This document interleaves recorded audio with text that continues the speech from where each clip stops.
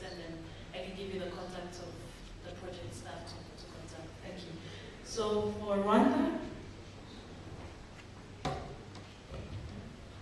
the achievements, first of all, we were able to have participatory M&E and learning for sharing at the grassroots level, and how we did this was by creating active local management structures. We have the Community Innovation Centers, they're called CCIs, and also the Intego Imihigo.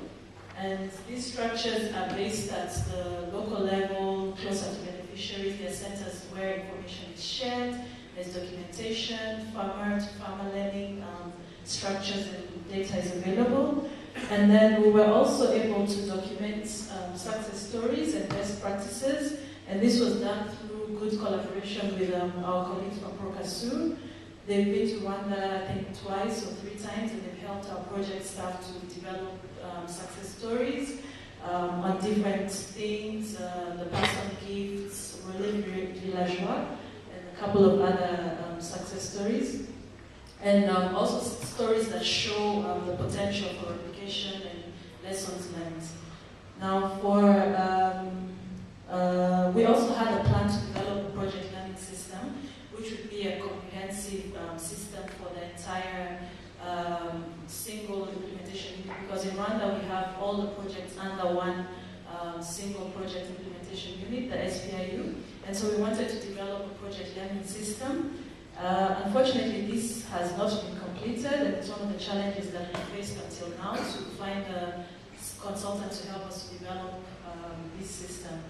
And in terms of institutional arrangements, we've been able to draft a KM strategy for the sector, for the agriculture sector, and we've gotten support from Helen and from Miriam in reviewing this draft. And right now the strategy is available, and it's at the ministry level, the Ministry of Agriculture. And then also for our results-based COSOP, there's also been a lot of incorporation of knowledge management aspects. And then also, the entire sector, like I said, we have a KM strategy, so there's a lot of prioritization for knowledge management and sharing and learning. And we also had the physical archiving and e-libraries developed. This was done with support from IFADAfrica. We had our colleague Monica, she came to Rwanda and she helped us develop e-libraries, and then we also were able to get private service providers to come and develop e-libraries for all the projects. And at the moment we have a full-time librarian and archivist who's following up to make sure that data is regularly updated and available for project staff, for people who are interested in learning more about the work in the field, consultants and so on. And then we also have an SPIU website that's updated regularly and fully operational.